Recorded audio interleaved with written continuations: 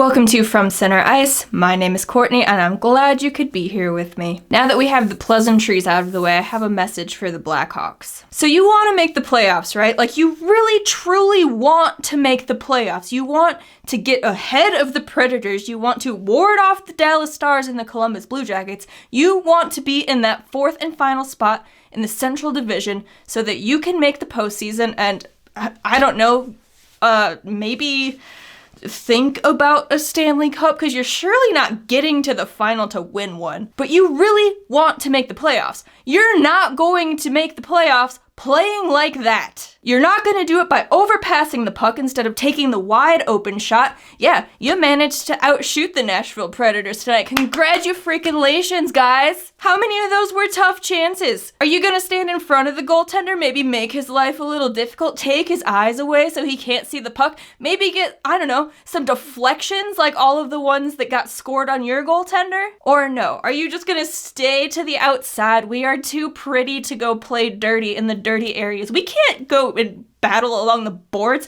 We can't battle in front of the net. We might fall over. No, we certainly cannot do all of that. We can have one hell of a time entering the zone on the power play, and once we get in there, we can pass the puck around the perimeter. No problem. Let's just keep doing that. You know when else we love doing that? When we're not on the power play. When it's 5-on-5, we finally get down into the offensive zone.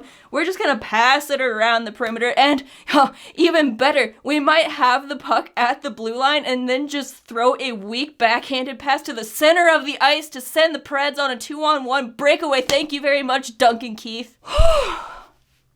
This game was not good. This game was not good at all. The Blackhawks lost 5-2 to the Nashville Predators. They are still winless against this team. Did they know that they needed these points? Like, needed them badly. That was game number 46 on the season. Nashville's already in front of them. They are in that fourth spot. Dallas is right behind them, and they have games in hand. Guess who won tonight? The Nashville Predators and the Dallas Stars. Guess who got 0 points tonight? The Chicago Blackhawks. And all because they couldn't, I don't know, get their heads in the game and not make stupid mistakes? Especially like that Duncan Keith turnover leading to the breakaway. Oh, and how about the Calvin DeHaan turnover in their own zone? That one was good. Yeah, because he was back in the lineup tonight after being out with a hip pointer. Sure, you see how the game goes on Saturday night. He's not in the lineup then, and the defense looked pretty good. I mean, clearly they shut out the Detroit Red Wings 4-0. So, the first game he's available to be back in the lineup. Let's just shove him back in there since he's been a detriment to our team all freaking season. How many goals have gone in off of this guy? How many goals have gone in off of turnovers that he has personally created? How many pucks have gone behind a Blackhawks goaltender because Calvin DeHaan has just not been able to do anything once he gets the puck in the defensive zone and it's on the opponent's stick and it's in the back of the net. What do you know? And it happened again tonight, friends, because that's just what happens when he is on the ice. I have admitted to being hard on him so far this season because I have been, but you have to admit that he has just not been good. It is bad for the Blackhawks when number 44 is on the ice. And it sure didn't help that in the first period, Wyatt Kalynuk left the game with an injury. So guess who had to play some more minutes? Was Nikita Zadorov playing tonight? Because it sure looked like there was a ghost out there. I knew Keith was playing because he had that horrible turnover. He had a penalty, because why not? You are not going to make the playoffs with a defense that looks like that. Defense aside, you are not going to make the playoffs with forwards who are just going to overpass the puck,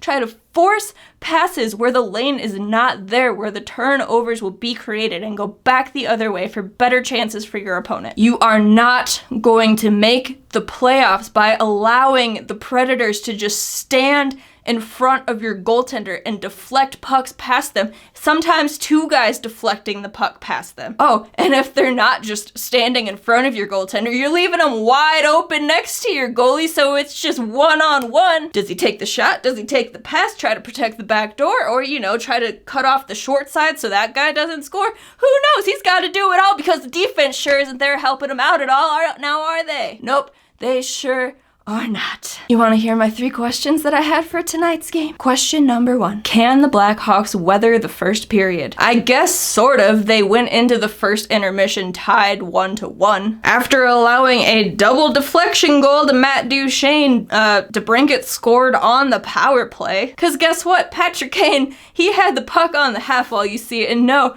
this time he didn't just hold on to it forever. And this time he didn't even try to force the pass through the center of the ice over to DeBrincat. Oh no, this time Patrick Kane took the shot, because what do you know? When you get the puck to the net, good things happen. No, that shot didn't go in, but the puck ended up on Alex DeBrincat's stick, and puck's in the back of the net. Power play goal. What do you know? Get the puck to the freaking net. Somehow they ended up with 8 shots in that period. It was 9-8 in favor of the Predators. They had 3 shots on goal through the first half of the period, though. This seems to be a very troubling trend of the Blackhawks just not getting shots on goal in the first period. What is up with this? I don't understand it. They come out, they don't look horrible, but they're just not shooting the puck, not generating anything. I guess they think, oh, we can still score goals. It doesn't matter. We don't have to shoot the puck. Well, yeah, what happens after you score that goal and you have to get a lot more? Well, you're not generating enough then if you're not shooting the puck a bunch now, are ya? Question number 2. Will the special teams units have a strong game for Chicago? The penalty kill did. The power play went 1 for 5.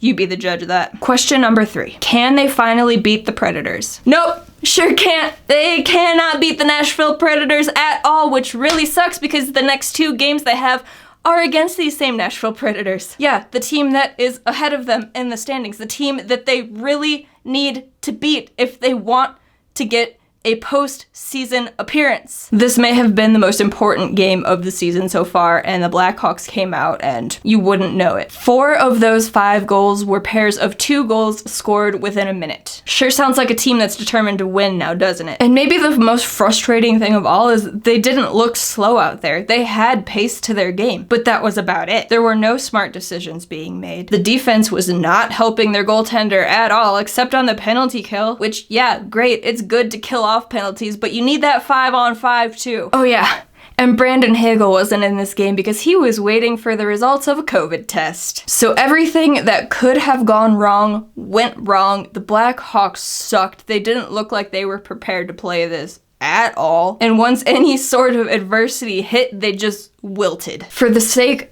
of my own sanity, I cannot talk about that game anymore. If you watched it, you know what happened. If you didn't, don't watch the highlights. Let's move on to the next game. Wednesday night in Chicago against the Nashville Predators. Here's my 3 questions. Question 1, can they clear the front of the net? This is something that has plagued this Blackhawks team for maybe as long as I can remember. The defensemen have a horrific time clearing guys from the front of their goaltender so their goaltender can see the shots coming toward them. And not only see the shots, but with guys standing right in front of them, there's a very good chance that they're going to be deflected, just like what happened tonight. If they want to beat this Predators team, they're gonna have to do a much better job of moving guys out of the way. Will they do it? If I'm a betting person, I say no. Question 2, can they make scoring goals difficult for the Predators? It was just way too easy for them tonight. Oftentimes they were just all alone in front of the goalie. Even when the pucks didn't go in the back of the net, there was a Predators player pretty much always just camped out in front and just wide open. They had so many chances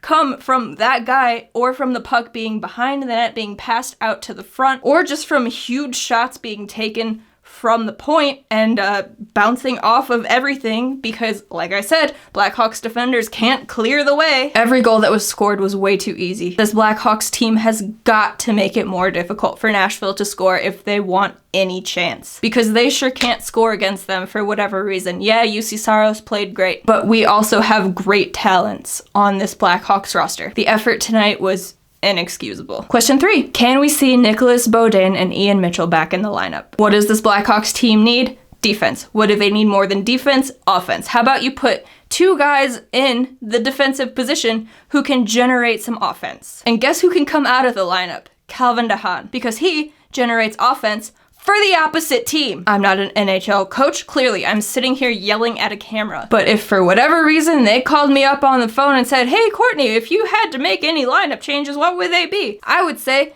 take out Calvin DeHaan from defense, and Wyatt Kalynuk was already injured. That's 2 spots you have open. Put in Nicolas Beaudin and Ian Mitchell. They are not going to make worse mistakes than what we saw tonight. That would give you a net positive. Will they do that? Probably not. Do I think they win on Wednesday? Probably not. But hey, like I said in the last video, it took the Rockford IceHogs a bunch of tries to finally beat the Chicago Wolves. Then they beat them twice in a row, and Nashville's the affiliate for the Chicago Wolves this year, or one of them. There's also the Carolina Hurricanes.